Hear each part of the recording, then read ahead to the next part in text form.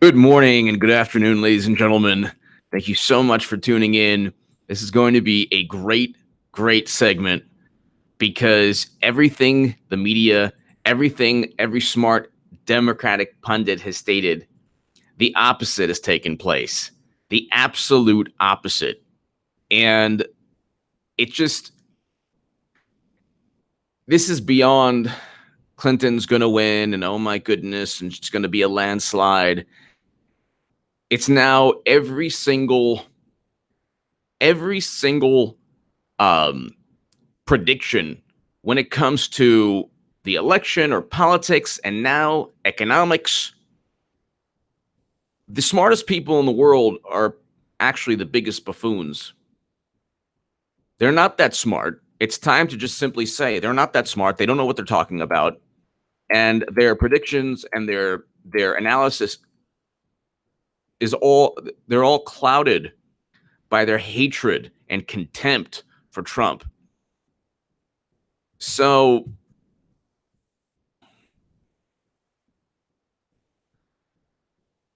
let me go ahead and read you a CNBC article. So where is that article? U.S. economy surges to 4.1% growth. Trump triumphant. We're going to a lot higher than 4.1% GDP growth. So I thought that he was supposed to be this madman. I thought that he was supposed to be somebody who just who's going to just destroy the economy. These tariffs are destroying the economy. He doesn't know what he's talking about. He just doesn't know how to do things. What about our allies? His tweets are dangerous. So let's look at these accomplishments. Accomplishments that a progressive would like. Peace between North and South Korea. He's on his way. You have to begin with a certain level of détente. You can't, this was unheard of. You have peace between North and South Korea that began under Trump. Tensions eased.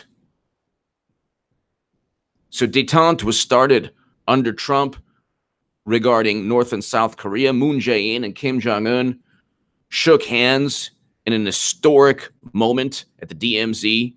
We never thought this was even possible. And here we have subsidizing farmers. That's, to lessen the repercussions of the tariffs initially. So I don't mind that, actually. I don't mind that at all. There's certain industries that are strategic national security industries. So Joe Case, love your super chats, HA. Thank you so much, Joe. Thank you, Joe Case. Thank you. So, we got 205 people watching just a couple minutes in. Joe Case, thank you. Everybody, if you can, go ahead and share this link, please. If you're on Facebook or Twitter. Not sure if everybody got notifications. But Trump triumphant. We're going to go a lot higher than 4.1% GDP growth. We're going to go a lot higher than these numbers. And these are great numbers. Earlier Friday, the government announced that the economy grew in the second quarter at the fastest pace in nearly 4 years. The nation's GDP grew 4.1%, in line with estimates. Trump had reviewed the economic data on Thursday during a speech in Illinois.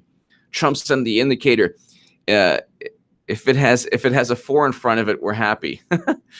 President Donald Trump pitched his economic record to voters Friday, boasting strong numbers released earlier in the morning were sustainable and blasting Democrats for wanting to raise everybody's taxes.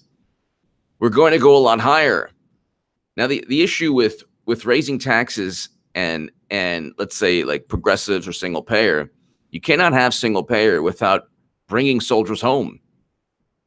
That's one thing. You cannot have, that's the thing that Democrats or progressives that a lot of people don't understand. The whole thing, the morality of, for example, single payer is tied directly to bringing soldiers home. You cannot have soldiers in Yemen, Syria, Afghanistan and Iraq.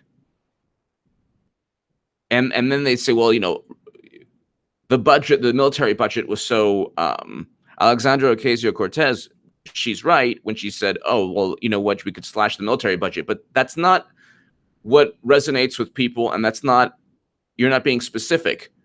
Bring soldiers home. That's what Rand Paul wants to do. And he actually uses those words. We should not be sending soldiers off to fight counterinsurgency wars throughout the planet. That would then make programs the left wants more feasible. But they don't speak in those terms because you have too many Max Boots and Bill Kristols on the left. And the only anti-war stance most people on the left have is hating Israel. So,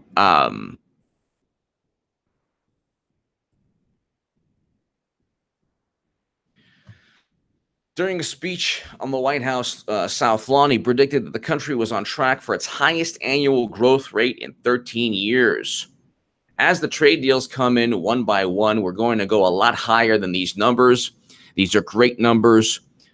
The president also championed the GOP tax overhaul passed late last year, saying that as a result, more than 6 million Americans are enjoying new bonuses, better jobs, and better paychecks. It's not clear that the Republican tax plan has resulted in increased wages. The Bureau of Economic Analysis noted Friday that personal income growth in the form of wages and salaries decelerated in the second quarter despite the GDP increase. Real wages have remained stagnant over the past year. Meanwhile, corporations have boosted their stock buyback and cash distribution to shareholders, which have accelerated at a record pace. Bloomberg reported in May that 2018 was on track to be the first year in which shareholders saw a $1 trillion windfall from stock buybacks.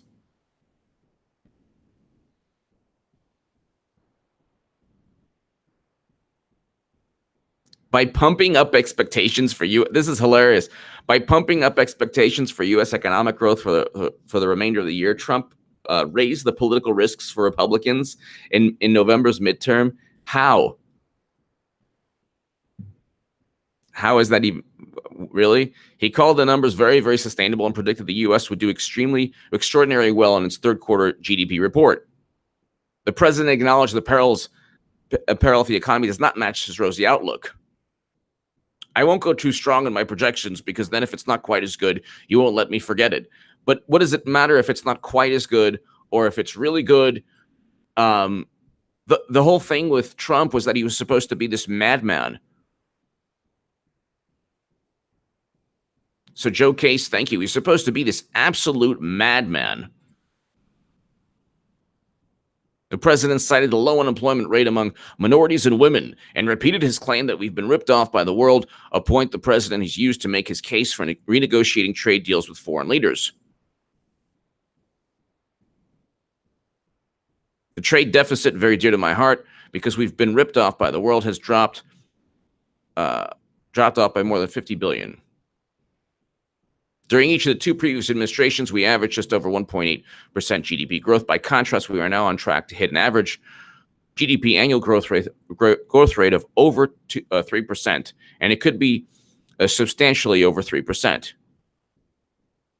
So again, you can debate the merits of a 4.1% growth rate. You could say, "Oh my goodness, this is just." There's really nothing there. It doesn't really show a long-term economic growth. This is just a flash in the pan. But you can't say it's Obama's economy because it's now what? July of 2018. Okay.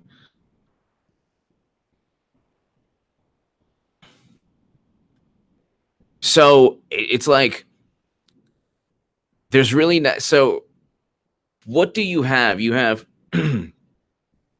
Obama, who is less hawkish. People say, well, how can you go from Bernie to Trump? How can you go to Trump is less hawkish? So you have an extremely high growth rate, 4.1% for this quarter. You might have a 3% growth rate for the year. The economy is doing extremely well. The unemployment rate is low.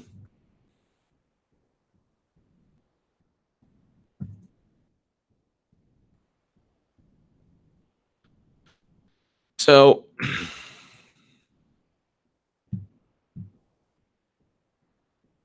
let's just hit this.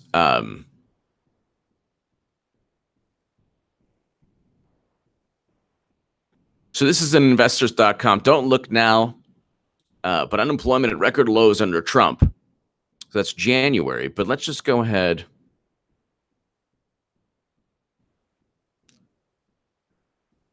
So this is a Mother Jones article. Let's just read it. Black unemployment is at an historic low, but don't thank Trump. Don't thank him. All he did was inherit a strong economy from Obama, and thus far he hasn't completely screwed it up. Okay. But don't thank him. Even though it's happening under Trump, if the reverse, God forbid, happened, then of course blame him.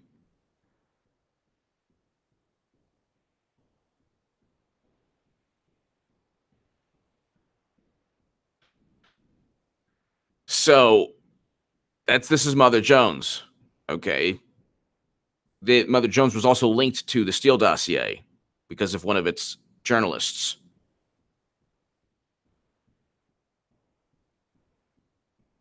Black unemployment is at a record low. But there's a lot more to the story. CNN Money. Well, let's see. Let's talk. The unemployment rate for African American workers has never been lower. Another sign of the strength of the economy.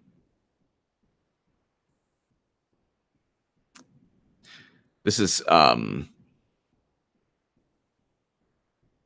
January, but I just want to read this. Still at 6.8%, black unemployment remains well above the rate for white people at 3.7%. That disparity is deeply rooted and continually cause for concern of economists and advocates.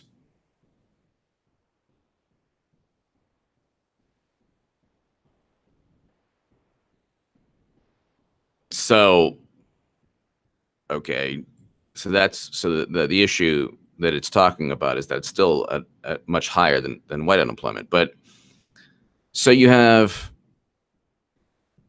black and Latino unemployment.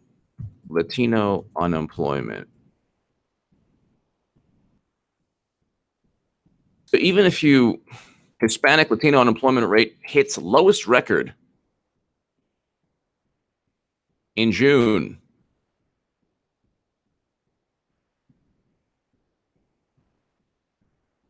Hispanic unemployment hits record low under Trump.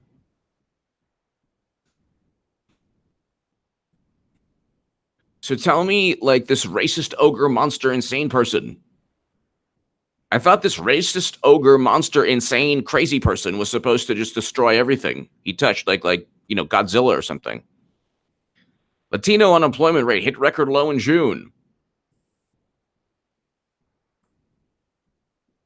But don't thank Trump. No, this is Newsmax. So the unemployment rate for Hispanic and Latino Americans dropped to 4.6% in June, the lowest recorded level since 1973. It's not Trump. It's not Trump's fault. It's still Obama's economy. Well, then what is it? Was it Obama's foreign policy regarding Kim Jong-un and Moon Jae-in?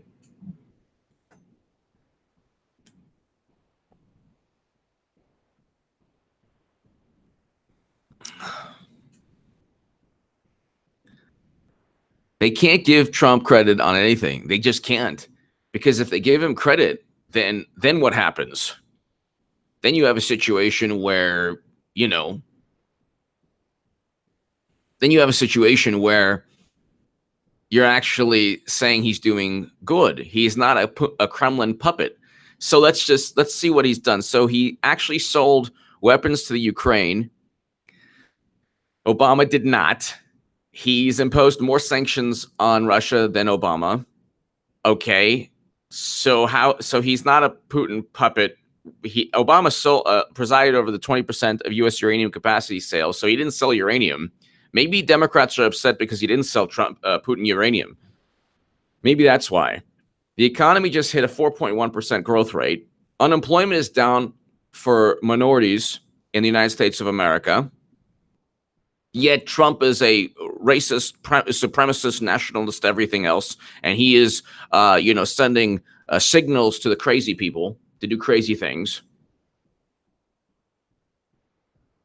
And oh my God, he's going to get impeached because of Michae Cohen or Stormy or Karen McDougal or Trump Jr. meeting or Clinton emails. Meanwhile, there are ongoing investigations that actually point to, because Hillary will be charged with a crime, pick a crime, any crime. She's a overt walking criminal. Everybody knows it.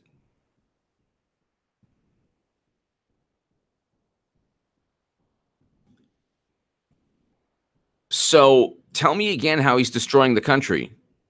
And you hear these people are like, oh, I just don't know what to do about Trump. I don't know what to do about Trump. He's just a really crazy person. Mitchell Diamond, thank you. Thank you, Mitchell Diamond. Thank you so much. Thank you. Thank you, Mitchell.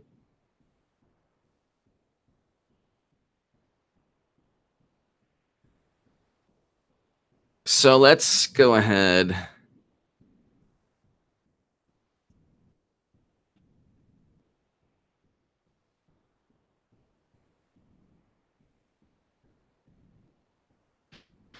So U.S. economy surges to a 4.1% growth pace in second quarter.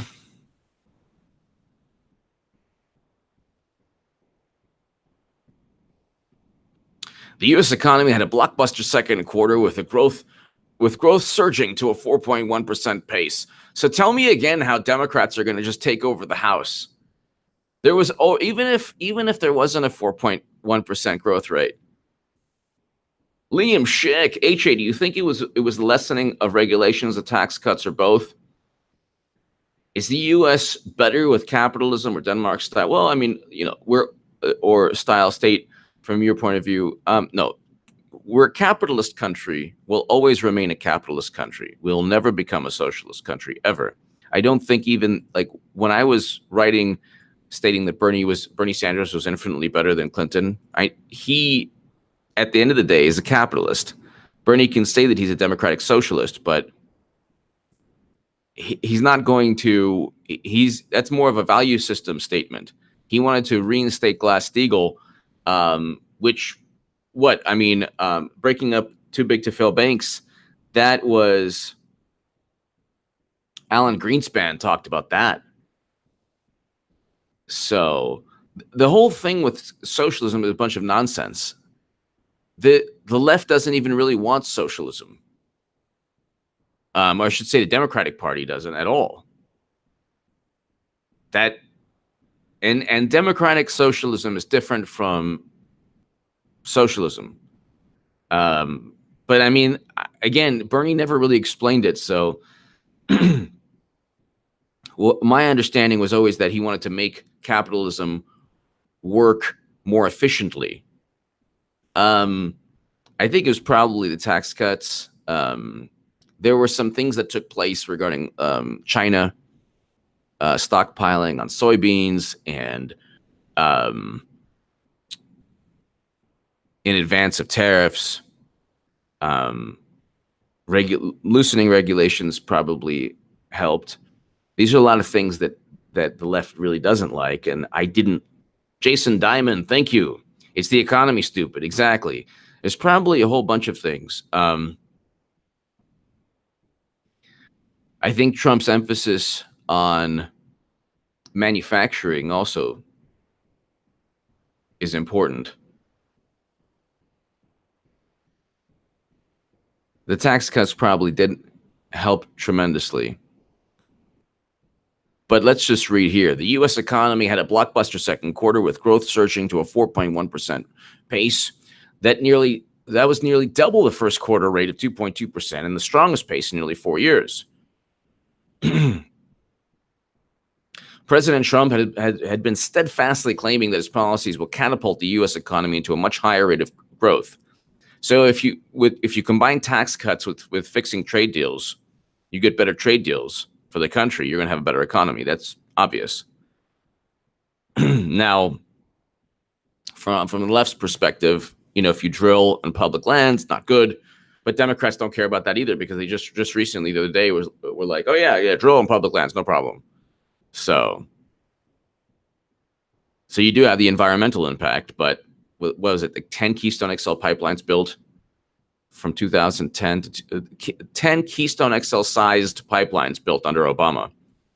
So it's like Democrats, they talk about the importance of climate change, but they don't really act on it. They act in the most symbolic gesture. Well, we're better. We're here's these regulations. Meanwhile, I mean, oil and gas and fracking are booming under President Obama.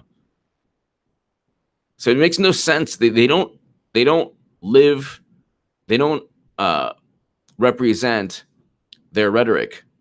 They don't act in the same way that would warrant such hyperbole or rhetoric from them. That's the problem. If you're going to die from climate change, then why did President Obama preside over a fracking boom? It makes no sense. But then again, that's the Democratic Party. It's just, we're marginally better than Republicans, so vote for us.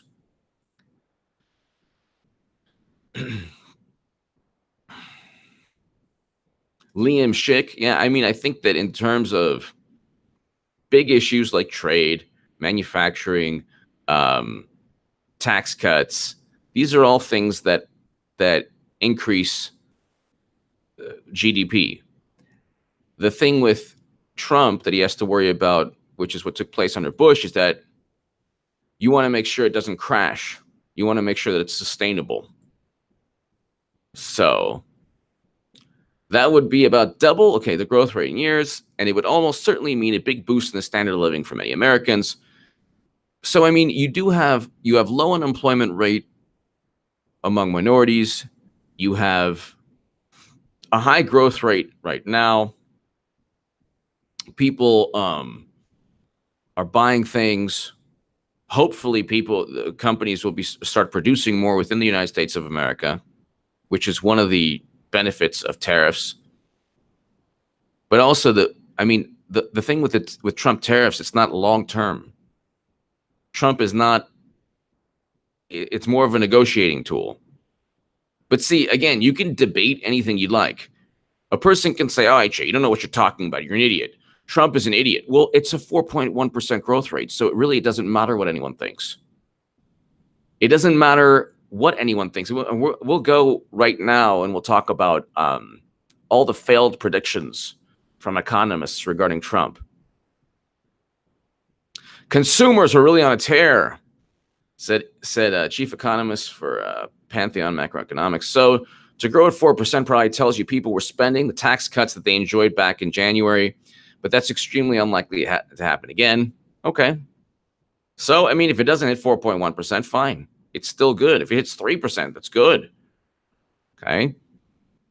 What we're seeing in the Trump economy is wages going up for the first time in a long time. We're seeing unemployment go down to levels we haven't seen since the 1990s. This is a strong economy. The president's economic policies are succeeding, and trade is a big part of that.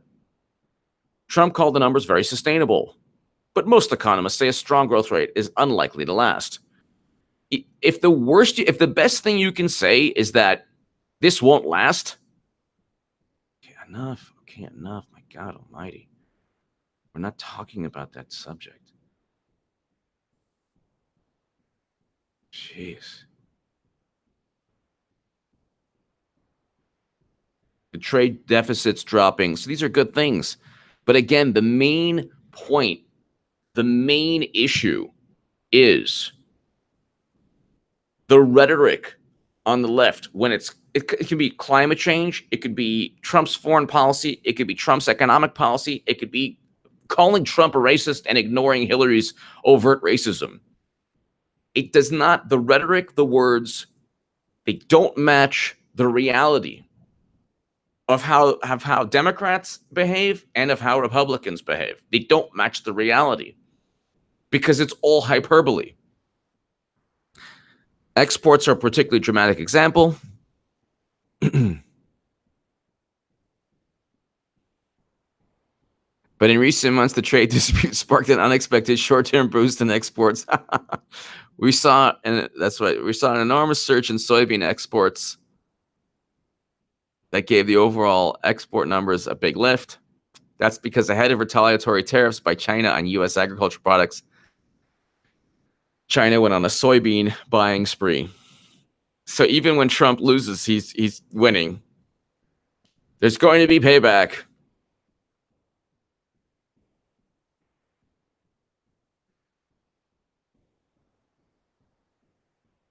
You can have very strong second quarter.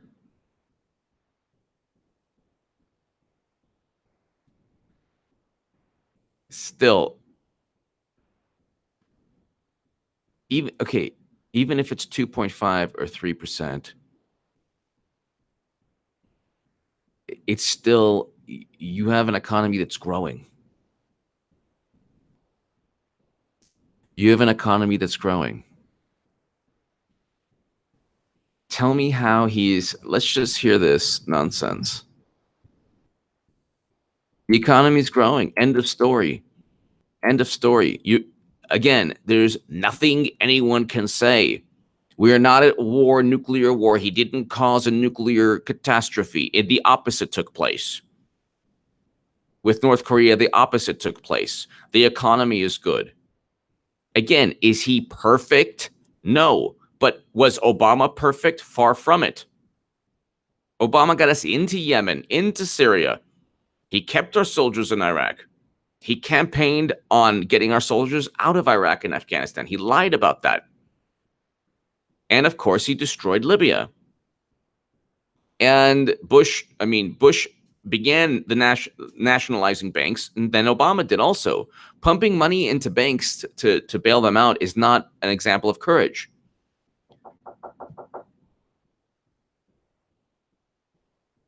Pumping money into banks is not an example of courage. And so sorry about that. I'll just ignore the so I mean, that's the thing, you know.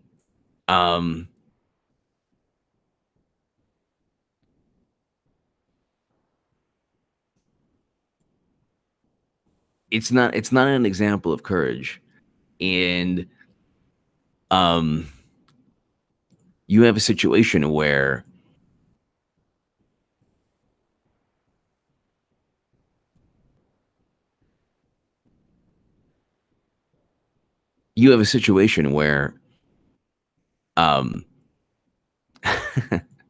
sorry. So hold on. Let's go ahead and hold on. Paul Krugman, Trump economy, 2015. Here you go. Are possibly the only thing that's going to save us. Of course, the latest productivity numbers were disappointing. This is Paul Krugman talking about.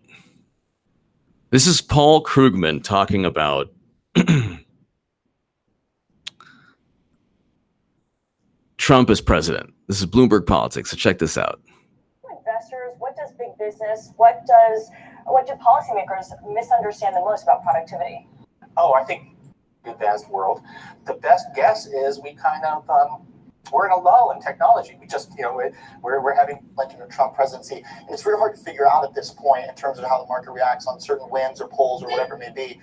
Should investors be concerned? How should people that are, trading and making money in markets be thinking about a potential Trump presidency?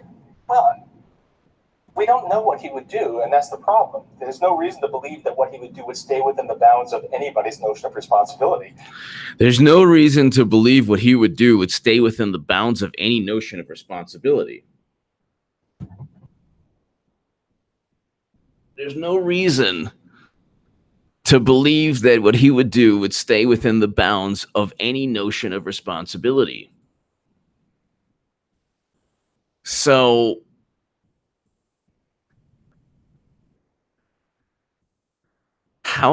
again, there's no reason to believe why, because you don't like Eric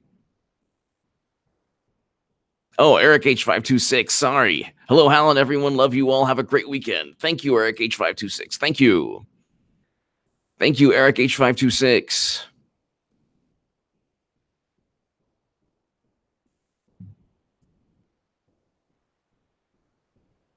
Thank you, Eric H526. So Paul Krugman, here we go. This is in 2016. So I wouldn't even think about it as an investment. Never mind. One nuclear war can spoil your whole day. I mean, I would be. One nuclear war can spoil your whole day. So how much hyperbole can you get? This guy is an example of a very intelligent man who lacks wisdom. He won the Nobel. The Nobel in economics. But within less than a second, he's talking about possible nuclear war, and who knows what. There's no reason to believe that Trump would remain rational. And we have a 4.1% growth rate, and we have then peace, hopefully, starting between North and South Korea. Never mind. One nuclear war can spoil your whole day. I mean, I would be really worried about Trump in the White House, and never mind my investments. How about my life? Never mind my investments. How about my life? I mean, can you get more hyperbolic? Can you get more wrong? How wrong can you get?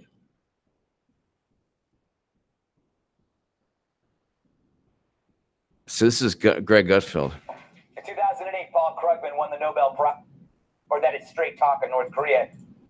Hold on one second. Your otherwise brilliant talking point. So hold on one second. I'm trying to find.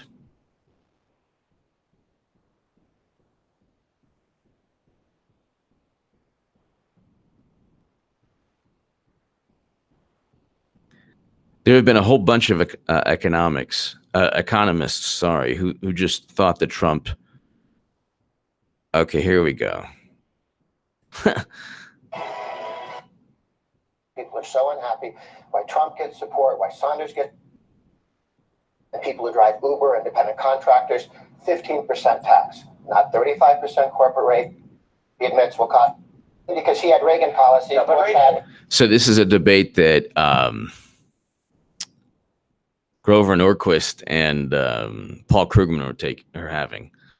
But let's just listen to Paul Krugman. This is in, I believe, 2016. But let's see what he says. It was anyway. The point is that the recovery has been disappointing. I will admit that, but it's been disappointing largely because we have had incredible cutbacks in public employment, public spending, which Obama didn't control. And the way forward is not more tax cuts for the rich, which haven't worked in Kansas, have never been shown to do what they do. What we really need is a big infrastructure build. That would make total sense given extremely low borrowing costs, given that we need the infrastructure and growth. We know exactly what is needed in this problem. And the problem is that the ideology that Grover is giving here is what stands in the way. The fact that you'll have complete rigid adherence to that ideology, which has failed again and again. 4.1% growth rate. Okay, so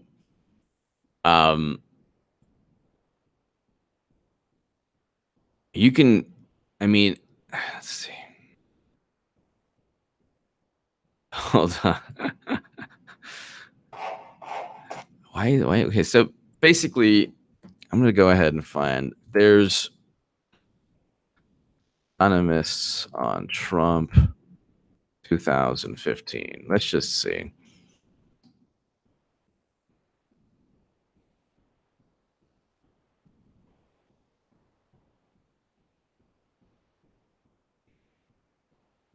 They basically went ahead and said that he's going to end the universe.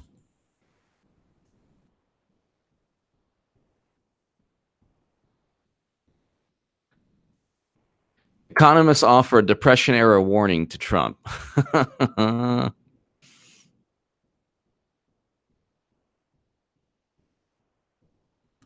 So, to Cave Dweller, watching Convenient Truth of Democratic Party by PragerU on YouTube. Yes. Oh, thank you. Thank you to Cave Dweller. Thank you. Yeah, I've seen some of it. Or I've seen, like, I guess I've seen the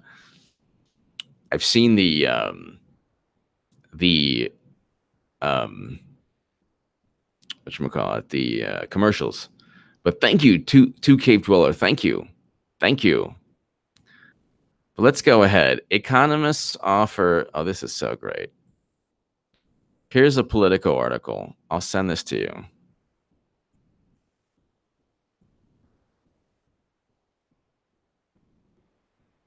So economists offer a depression-era warning to Trump. More than 1,100 economists are pressuring President Donald Trump and Congress to back down from their more protectionist trade stances, including threats to withdraw from trade agreements and levy tariffs on imports, by issuing a warning that similar actions in the past negatively affected Americans across the country during the Great Depression. In an Obama letter organized by the National Taxpayer Union and set to be released Tuesday, they note another group of 1,000 plus economists in 1930. They note that another group of 1,000 plus economists in 1930 urged Congress to reject tariffs in the Smoot-Hawley Act. Congress did not take economists' advice in 1930, and Americans across the country paid the price. Well, now we have a 4.1% growth rate, and these tariffs are more of a negotiating tool. You can disagree with it. You can say it's not good. It's a bad negotiating tactic. That's fine. If you want to say that, well, I don't like Trump's policies because in the long run I don't think it'll work. Fine, that they'll work. That's rational. If you want to say, well, I just disagree with tariffs, just out of principle, I disagree with tariffs. That's fine too. That's rational. You can disagree and have a civil discussion. But Trump is a madman racist, yet minorities have the lowest unemployment rate in decades or ever, historically low. The facts don't correlate to the hyperbole on the left. You're not going to impeach someone. You're not going to have a blue wave when the economy just hit 4.1%. And if the best you can say is, well, next quarter it'll be worse, that also doesn't scream change. So I'm trying to find. So here's just one example. So they're focused on the Michae Cohen thing with Trump Jr. See, the majority of Americans, the majority of people in the country do not adhere, do not believe that the Trump Jr. meeting is an example of treason. They don't believe that Trump meeting with Putin and saying and acting in a normal diplomatic manner is an example of treason. They don't even believe that that the DNC getting, even if it was hacked, which it wasn't, let's say for argument's sake, it was hacked by Russia. That's not Pearl Harbor. Okay, they're so delusional. Even if the DNC was hacked, which it wasn't, because the DNC never gave its computer servers to the FBI. I've been saying this for like 2 years. Or anyone in the U.S. government. They're lying. They purchased CrowdStrike. Why didn't they just outsource a Trump firm? Why not? Why they wouldn't trust a Trump firm? Then why should we trust CrowdStrike? Chosen by the DNC and money funneled through Clinton's law firm.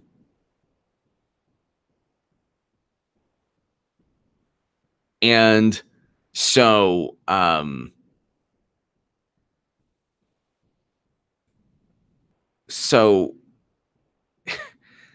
gosh, it's just unbelievable. So they're so entrenched in their viewpoints and their propaganda and their spin that they think that everyone feels the same way about the Michae Cohen tapes. People don't. Freedom 132209101. Here, my beautiful Hebrew friend.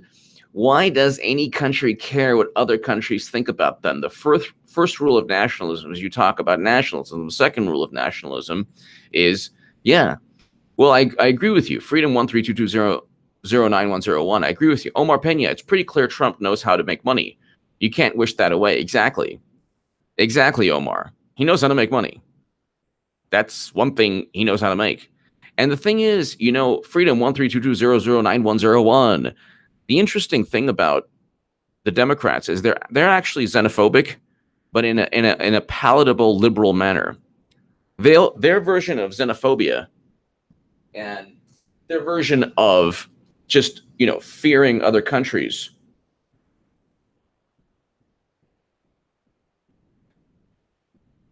Their version of hating is, oh well, let's pretend Russia is let's pretend we're in the a new Cold War, and that Russia is our new enemy.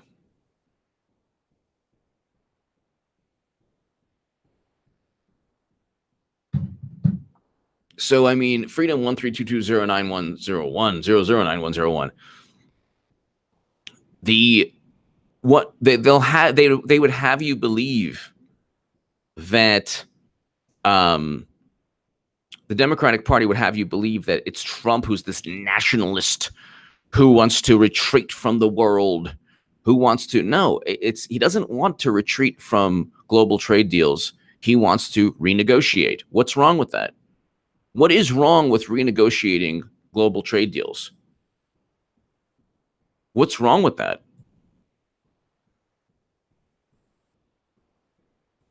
The whole thing with the G8, where he refused to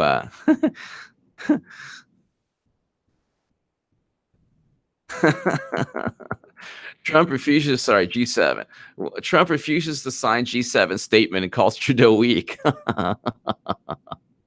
So like what's wrong with that? Like, you can say, well, he should have signed it, fine. That's rational because it's good for the country. But this pearl clutching, like, oh my God, the world is falling.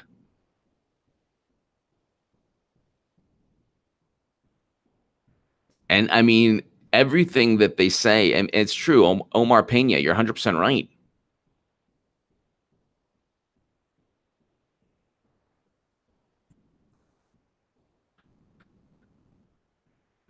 The group includes 15 Nobel laureates. Oh, really?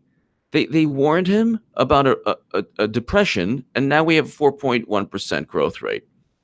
15 Nobel laureates, where you can put all that intelligence right down the blue wave toilet. Because if you don't have wisdom, all the intelligence of the world is irrelevant, obsolete. Lenin, McCarthy, EU caved because they are soy powered. So I mean, there you go. Omar Pena, they should stop drinking their own Kool-Aid. Exactly. Omar Pena, didn't see the other super chat. Thank you, Omar. I agree with you.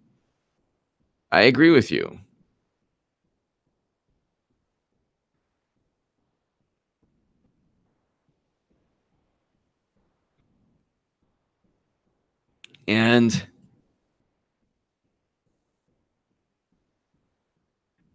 it's just an indication. Smurf Herder, HA, I've been a fan since the early Bernie days. You have helped me see the truth. Now it's my turn to help you. Buy Bitcoin. It's the ultimate truth machine. Left and right unite against the Fed. Thank you, Smurf Herder. You know, it's true. You are right. Cryptocurrency, I believe, is going to be much bigger in the future than it is now. Even Smurf Herder, thank you so very much. I greatly appreciate your kind words.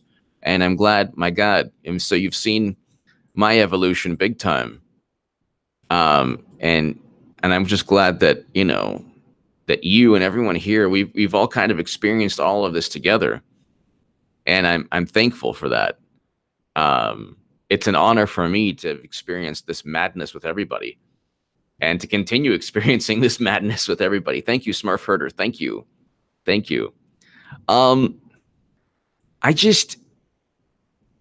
The Democratic Party is doing exactly what the Republicans did against Obama. And I knew that this is when I voted Obama twice, and I was on the left and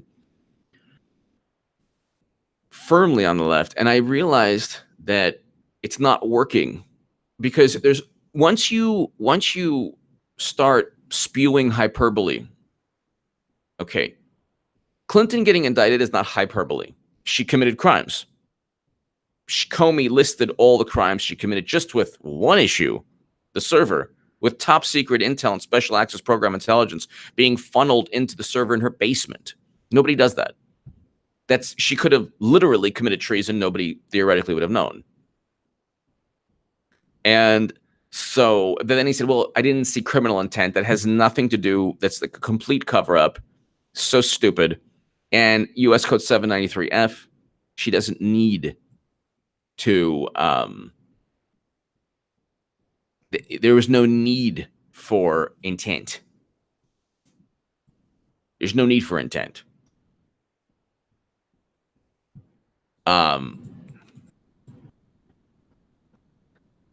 That's not hyperbole. Hyperbole is that President Trump is treasonous because he wants peace with Russia. That's hyperbole. Trump depression 2016.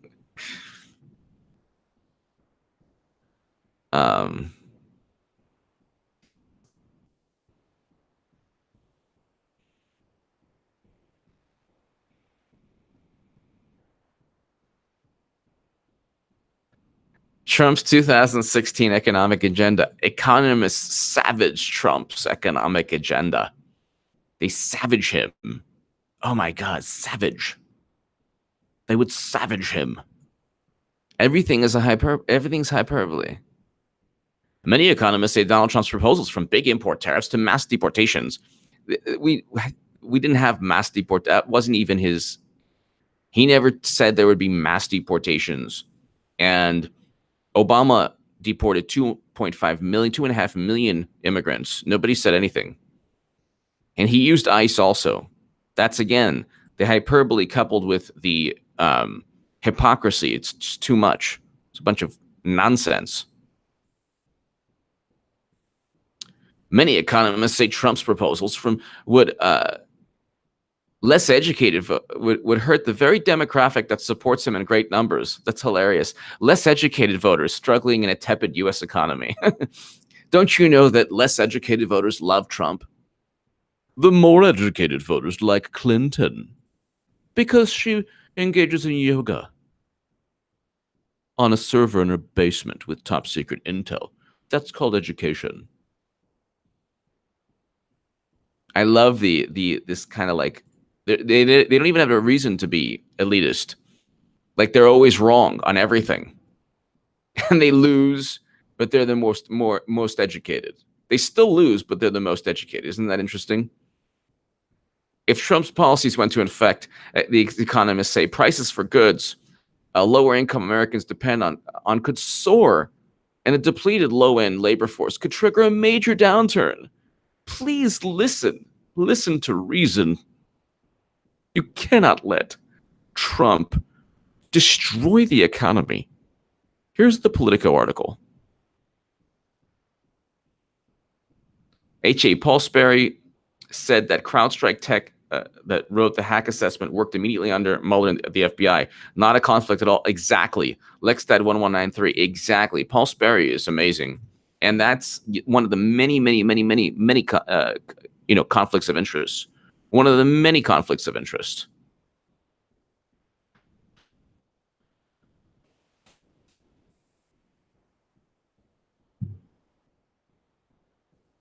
And here you have, so, economist savage.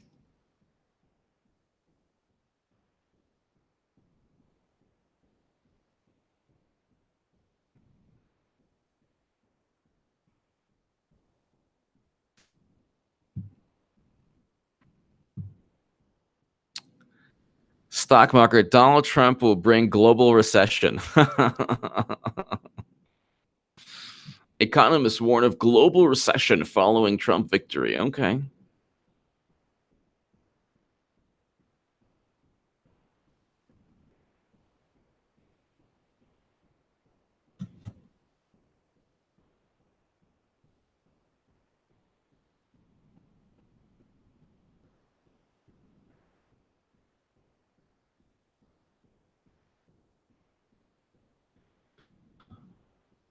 With the overseas markets thrown into upheaval overnight as election results came in showing that Donald Trump had won the presidential race, Nobel Peace Prize winning economist and New York Times columnist, economist, the New York Times columnist Paul Krugman warned late last night the economic fallout could be unprecedented, calling the election results the mother of all adverse effects on the still fragile U.S. economy.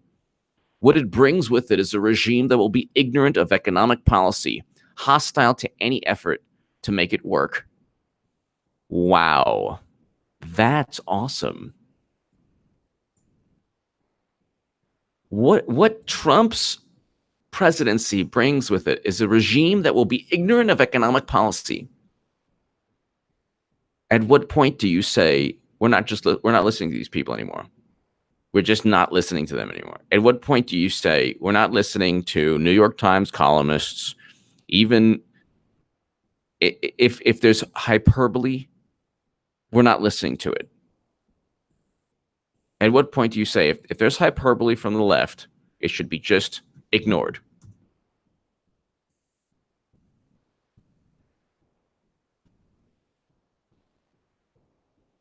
I mean, the imminent destruction. Oh my goodness.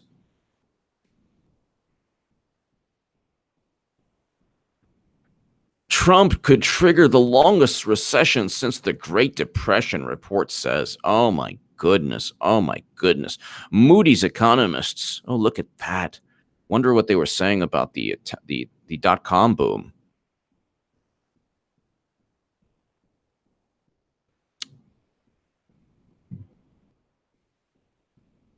So the Moody's report, this was a couple years back. The study, oh my God, this is funny.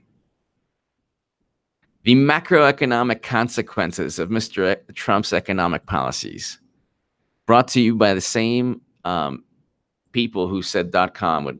I can't stand it, HA. I can't stand it that Asians, blacks, and women have the greatest job numbers in years. As a Trump supporter, I'm a bigot and racist, so this isn't good for me. God dang it. Freedom 13220091101. I understand the satire. Joseph Arbuckle, the Trump comet killed the dinosaurs. Joseph, exactly. Well, you know, that's what, because he's a nationalist supremacist, all of these things. He's a nationalist supremacist, all of these things, all of these horrible, horrible, horrible things.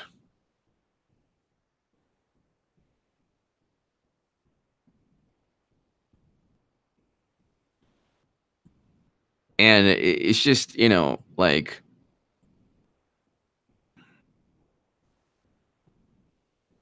Marin Garcia, I didn't see. I'm sorry. Pompeo handled himself well. Any chance he will help Assange? I don't think that Pompeo or anyone aside from Trump could help Assange. I think that they're all, so Marin Garcia, I think that they're all going to kowtow to the deep state. The only hope would be Trump pardoning Assange. I don't think any, I mean, well, there was one possible, like, you know, breakthrough, and then James Comey.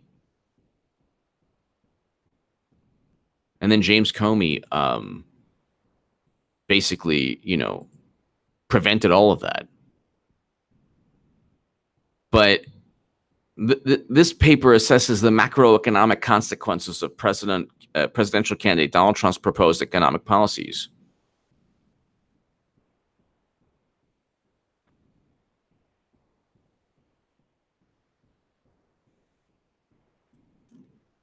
And what they do is they get into the minutia that they want to. Maria Bakovsky, thank you. It says $20. Thank you. Maria Bakovsky, thank you so very much, Maria. Thank you. Thank you, Maria Bakovsky. Freedom 13220091101. I agree. I mean, it just never works out. It never works out for Democrats. And the only reason it worked out for President Obama, he won twice, is because he first campaigned on an anti-war stance. And then he faced Romney. But also, I mean, the country, unless you have a really, really bad economy, a president's going to win re-election unless it's just a really bad economy. There's some major issue taking place. Maria Bakovsky, thank you. Freedom 13220091001, thank you. But I mean, listen, experts warn Trump on global depression. President Trump would be the biggest threat to the U.S. economy. Oh my God, this is. Here we go. It's never ending. It's never ever ending. This is the Washington Post. Okay, like all of DC reads this stuff. No offense to anyone. These days, America's recovery looks vulnerable to a lot of scary economic shocks. Oh, they were basically they're quoting the Moody's report.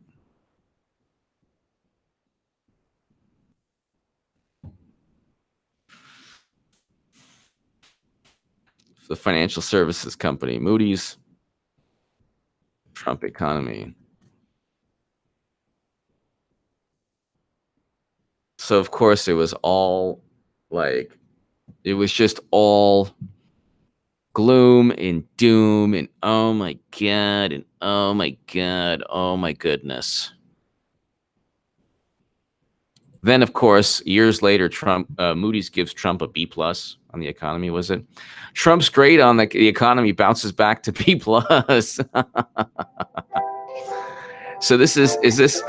Oh Lord, is this Moody's? Yeah, I think it was. Wait, using data supplied by Moody's. Oh, sorry. So this is another person grading or people. At the end of the day,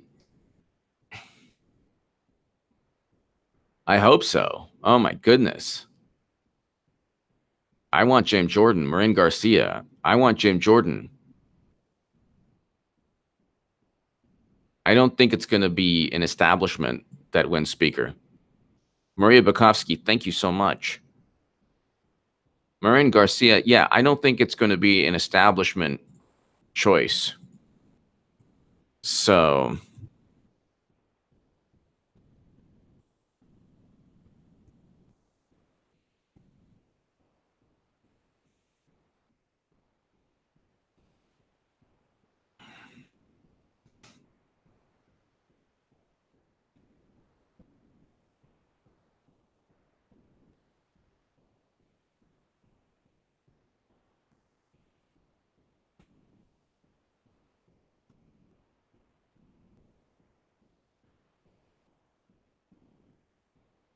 I would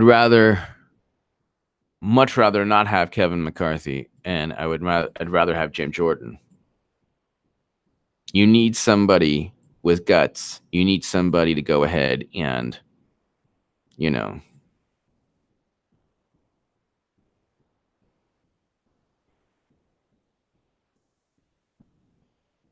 all of these layers that are being peeled from the cover-up of Clinton emails and the fabrication of Trump Russia that needs to take place. You cannot obstruct that with, I mean, the true obstruction would be Democrats. Could you imagine Adam Schiff in a position of power, like real power? Thank you, Maria, so much. Thank you so much.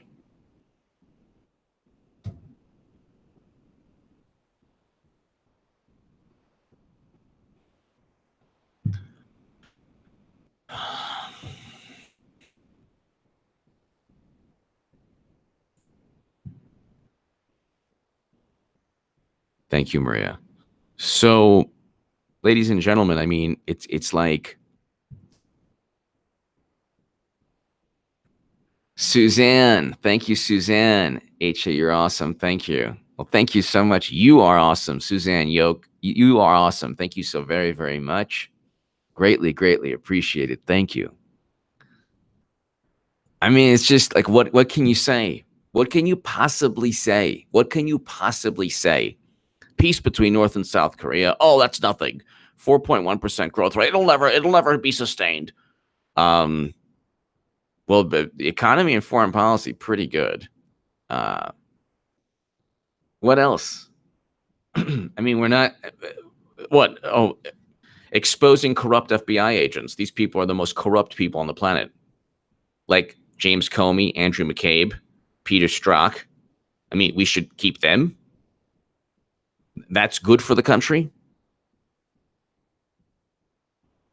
So tell me again how he's just, then you have, what is it about the economy and what's going on in the country that you see like, oh, we just have to change this. So midterm election polls. So the election polls show Democrats up big, but then you have Claire McCaskill saying, new polls show bad news for GOP. Oh my God, really? Oh, this is governor's races. 2008. Oh, yeah, blue wave. This is fantastic. Democrats hold double-digit lead. Wow. 12-point advantage.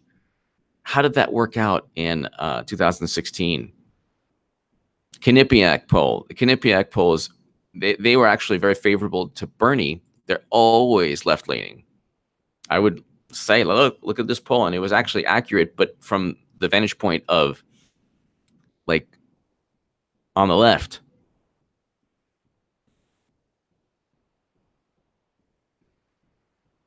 They need 24 seats. So you need 24 more seats, or 23 or 24 more seats.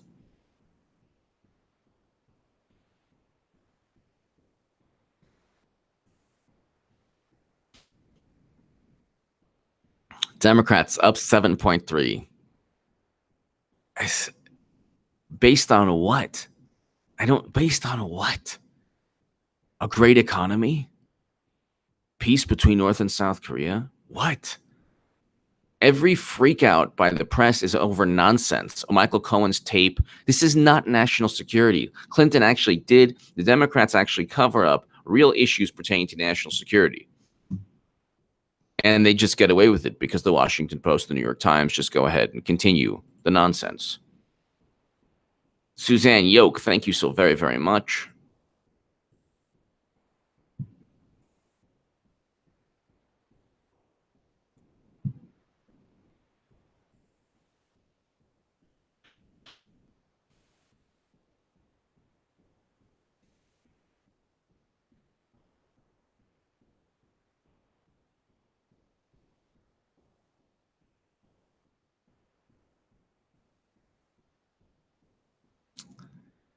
So, ladies and gentlemen, that's pretty much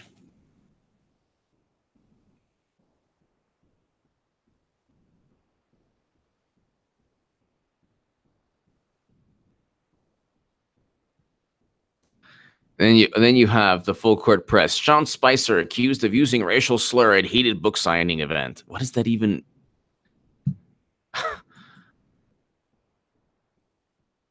what?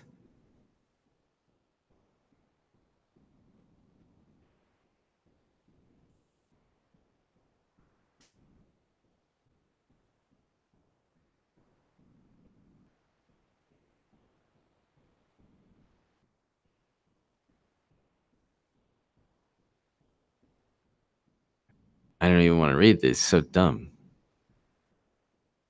Anything. So it's like, and you've already had Democratic operatives resign from trying to cause fights. Sherlock Collins. Here they go once again, fabricating numbers as it relates to the polls in an attempt to manufacture consent. Chomsky, exactly. Thank you, Sherlock Collins. Sherlock Collins is absolutely wonderful, everybody. Subscribe to her channel, please. Go ahead, click on the right here when you click the message. Go to channel, and everyone subscribe to Sherlock Collins right now. Everyone. Go to the click on the right of the channel. Caleb and Levy. I don't know why I missed Caleb and Levy. My name is Goodman, and I'm an author, columnist, and journalist. Okay, thanks. Just needed a dose. Caleb and Levi, thank you so much. Levi, thank you. Caleb and Levi. Suzanne Yoke, thank you again. Thank you again, Suzanne Yoke. Caleb and Levi, thank you. Shala Collins, everyone subscribe to Shala Collins right now. Thank you, Shala, for watching. I am honored. Thank you. Freedom 132209101. I have to ask you something.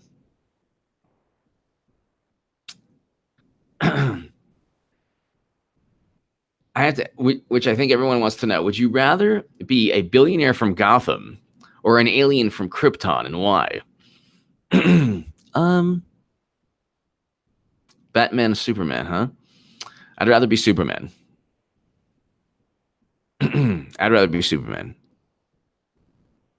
And I tell you, Freedom 13220091001. I never saw the comparison. Like, Superman's superhuman. Batman's just a regular guy with like a whole bunch of cool stuff. He's just human. Omar Pena, are you not getting all the super chats? Sometimes I don't see them all. Like, for example, Carl Warmeyer. Schiff was married to Joe Soros' daughter. Scary. Thank you, Kurt. Kurt Warmeyer, thank you. So I don't really see everyone. So Omar Pena, sometimes I don't see the anything under 5. I don't see. It just goes. It doesn't pop up to me. But I mean, anything anybody contributes is amazing. Thank you. So yeah, I'd much rather be Superman. I don't know. I'd much rather be Superman. So and of course he's racist, and then they trick themselves into believing, because they can't say that he's like racist because of his words, or they manipulate. They always talk about certain things. Oh my God, he incites violence one time at the rally, which actually people were sent to incite violence by Democratic strategists who eventually resigned. There's really nothing that he says that is racist or as racist as what Hillary Clinton stated throughout her life.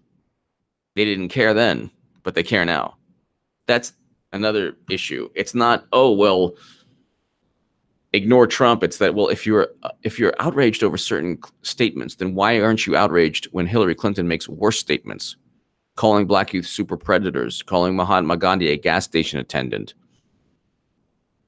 That's Hillary Clinton. You can see that on YouTube. Bringing up the assassination of RFK while running against Obama. I mean, it's like,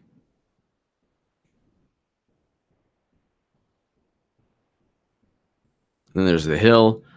American prosperity of Trump era marks real turning point in history.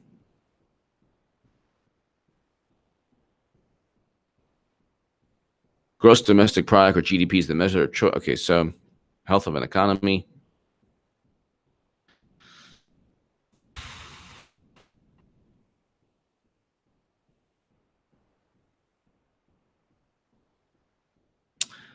In 1 year since President Trump took office, the first quarter of 2017 through the first quarter of 2018, real GDP grew at 2.55% annual. This is higher than the growth for 6 years. For 6 of the 8 years former President Obama was in office, or even 5 of the 8 years when former Bush was in office, President Bush. Okay. So again, all this crazy hyperbole. The left riots and commits violence. I am more efficient and donate to HA. Thank you so much. Marin Garcia, thank you so much. Well, you know what the thing is also? People on the left, they confuse passion and energy with irrational behavior. So the whole thing is like, well, like, it's this really bizarre kind of false pseudo toughness, or like, it's just so weird. Like, they confuse passion with hyperbole. They confuse passion and energy with hyperbole and nonsense.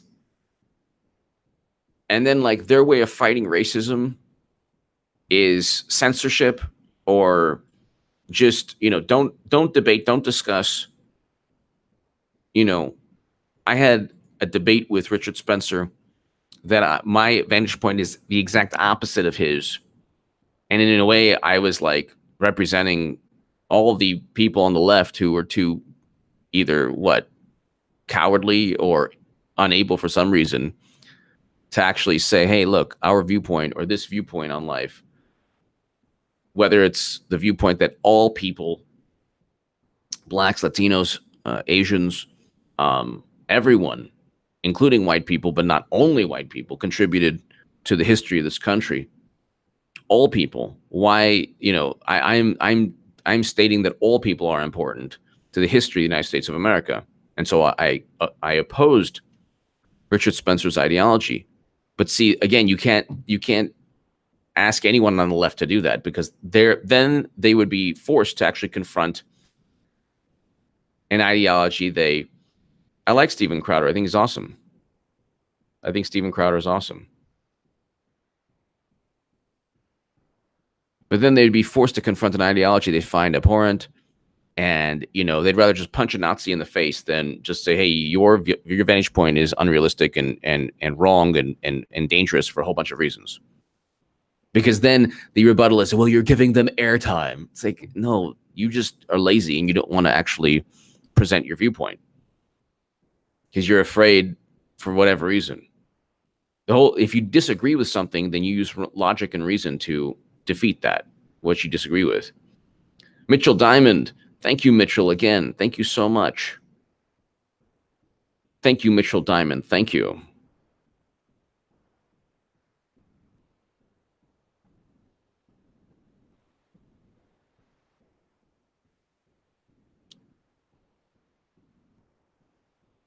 So, ladies and gentlemen, thank you so very much. I think we're going to take a little short recess. And yeah, definitely block trolls. Are there any trolls here? Are there any trolls here? Bruce Tomaszewski. Does Q follow HA? I think so. Bruce Tomaszewski, thank you. Thank you, Bruce. Mitchell Diamond, thank you. Thank you, everybody. Everybody, God bless. Have a great, great day. I will be back very soon. And different topic, but thank you so very much. And to the super chat, you have all been wonderful. Thank you so very, very, very, very much. And I will be back soon. Thank you, everyone. Have a great, great day. It's been fun. Thank you.